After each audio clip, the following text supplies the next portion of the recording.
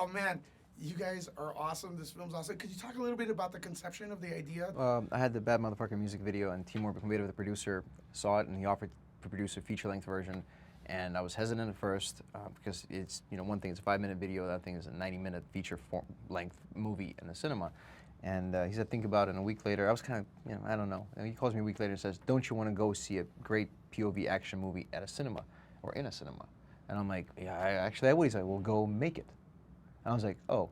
And at that point, it clicked, and I started seeing the potential. I understood if you get the story right as well as the action, then this will be a mind-blowing cinematic experience like nothing else. And when you have an offer to do some groundbreaking stuff, be a pioneer, and they also gave me final cut, and the film was mine, I was like, gotta try. And you were behind the project from the beginning, correct? Yeah, I mean, they came to me very early on. Timur, the producer, came to me, showed me Bad Motherfucker. I watched the thing on repeat like 25 times, probably more, and just felt it was an opportunity to make something that was reflective of a new generation.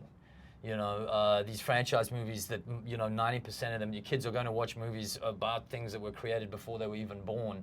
So I was like, that's fine. If you and your dad both want Batman as your favorite movie, your dad's Batman years ago and yours now, nothing wrong with that, but it would be cool to have something that young people today go like, wow, this is kind of more like us. This ain't your daddy's movie. Yeah, this ain't your dad's movie. and I gotta ask you, I mean, you play a little bit of a spoiler, but a few characters, and in your films, like, you play different characters. Every time I see you in a movie, you're different. How do you come about doing that? Like, just totally changing personalities and characters. I think that's just that's the kind of thing where it's just you're blessed to have the ability to do something, in that in a talent or whatever it is, like many people have talents for different things, and I can't really take any credit for it as such. The thing I think with Sharlto is that he could have been playing the same guy. I think he'd be bored. This is my outsider's perspective from your hit. He'd be bored, and then he doesn't want to take the path of least resistance. Because going to Russia to work on this strange film is not the path of least resistance. It's a path of let's go and go really hard on it, and that's why I think with no money too. With no money, yeah. Let's just go. Let's just go. I use a believer. Challenge. It's a big deal. And on a serious note, how many GoPros died during the production? 12, 13, 14.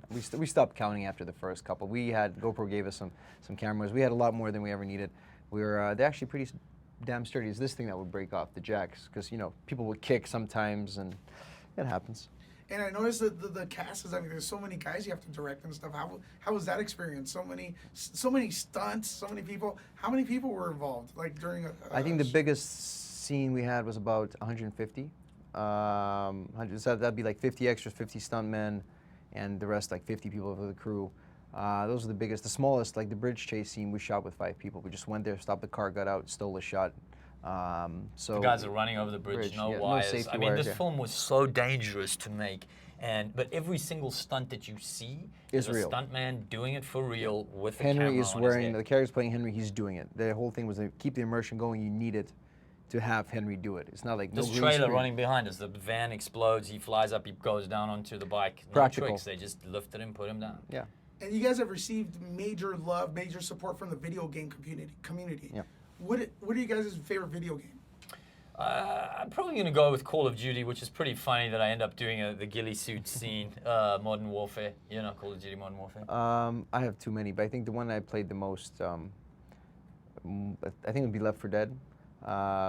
Loved The Last of Us. It's the only game I played in the last 3 years while making the film. There's just no time. Faster Than Light, StarCraft, Battlefield 2 was the one I sunk a lot of hours to. It's just, so as soon as this interview is over, I'll be like, I should have mentioned that, but I mean, I love video. My first favorite game was one of those early Nintendos. I'm trying to remember what it was, where you only got one game with a console, the Popeye. It wasn't a Nintendo. It was like It was Nintendo. It wasn't. It sure? was a fake phone Nintendo. That's what it was. It's like they had them in Russia as well. You have to catch those things. A little Popeye who catches spinach There was not a single cans. Nintendo where you couldn't switch cartridges ever. So, yeah.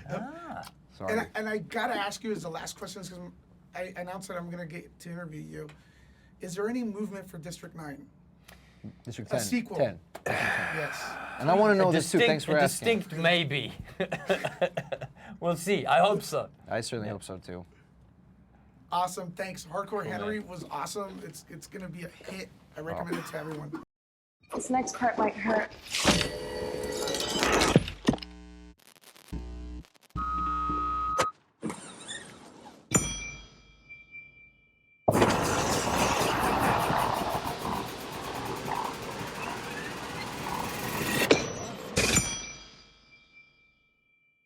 Let's go get your wife. I love you, Henry.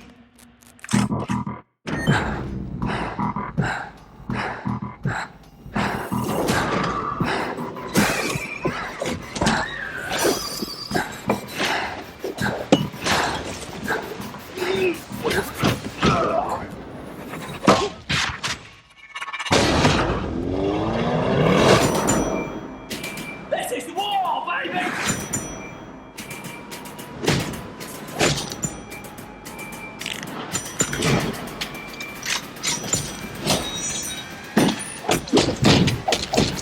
Don't change your channel.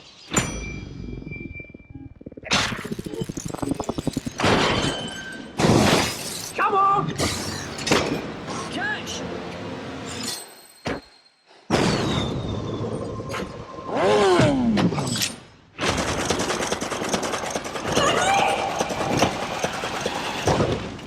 Jolly good.